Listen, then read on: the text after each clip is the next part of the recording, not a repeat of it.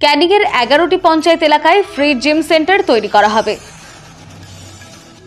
স্থানীয় মানুষের স্বাস্থ্যের কথা ভেবেই ক্যানিং পশ্চিমের বিধায়ক পরেশরাম দাস রবিবার নিজের কার্যালয়ে দ্বিতলে শুরু করলেন ফ্রি জিম সেন্টার। এদিন ফ্রি জিম সেন্টারের উদ্বোধনী অনুষ্ঠানে উপস্থিত ছিলেন প্রাণতোষ দে, ক্যানিং 1 পঞ্চায়েত সমিতির পূর্ত কর্মাধ্যক্ষ অরিত্র বসু, শিক্ষা কর্মাধ্যক্ষ প্রদ্যুৎ রায়, তপন সাহা, বিশ্ব দাস, বিপ্লব ঘোষ সহ একাধিক বিশিষ্টজনেরা।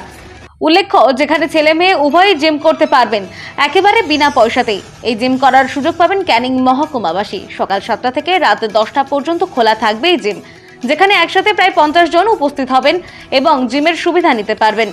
ক্যানিং বাজারে বিধায়ক কার্যালয়ের উপরে এই ফ্রি জিম সেন্টার তৈরি করা হয়েছে। মূলত জয়নগর কেন্দ্রের সাংসদ প্রতিমা মণ্ডলের সাংসদ কোটার তহবিল ও বিধায়ক পরশুরাম দাসের বিধায়ক কোটার তহবিল থেকেই এই ফ্রি জিম সেন্টার তৈরি করা হয়েছে।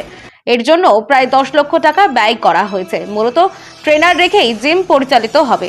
এই বিষয়ে বিধায়ক পরশুরাম দাস বলেন, আমি ক্যানিং সাব ডিভিশনের সমস্ত, শুধু যুবক যুবতী না, সমস্ত মানুষকে আমি আবেদন জানাই যে আসুন আজকে আমাদের ক্যানিং পশ্চিম বিধানসভায় বিধায়কের যে অফিসের দোতলায় আজকে যে জিমের শুভ উদ্বোধন হলো। আমরা আজকের থেকেই আমরা ফর্ম দেওয়া শুরু করেছি। ফ্রি অফ কস্টে আজকে জিম এখানে শেখানো হবে এবং ট্রেনারদের দ্বারাই এখানে শেখানো হবে। ফর্মটা নিয়ে যাবেন এবং সিস্টেম ওয়াইজ আমরা একটা আইডেন্টি কার্ড দেবো।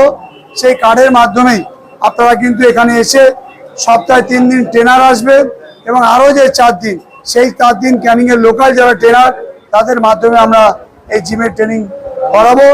এবং আগামী দিন আমার ইচ্ছা আছে যে আজ যেমন ক্যানিংয়ে পশ্চিম বিধানসভা শহরের উপরে একটা জিম হলো, আমি চেষ্টা করছি যে আগামী কিছুদিনের মধ্যে আমার বিধানসভায় 5টা 11খানা অঞ্চল আছে, আমি এই ধরনের জিম 11খানা গ্রাম পঞ্চায়েতে 11খানা অঞ্চলেই আমরা সমস্ত অঞ্চলের শহরে এটা দিয়ে দেবো, যাতে সেখানকার ছেলেমেয়েরা তার শরীরচর্চা সেই অঞ্চলেই করতে পারে। একদম নারায়ণপুর থেকে ইটখোলা পর্যন্ত, হাটপুকুরিয়া থেকে আর দিঘিরপাড় পর্যন্ত প্রত্যেকটা গ্রাম পঞ্চায়েতে এই জিম থাকবে।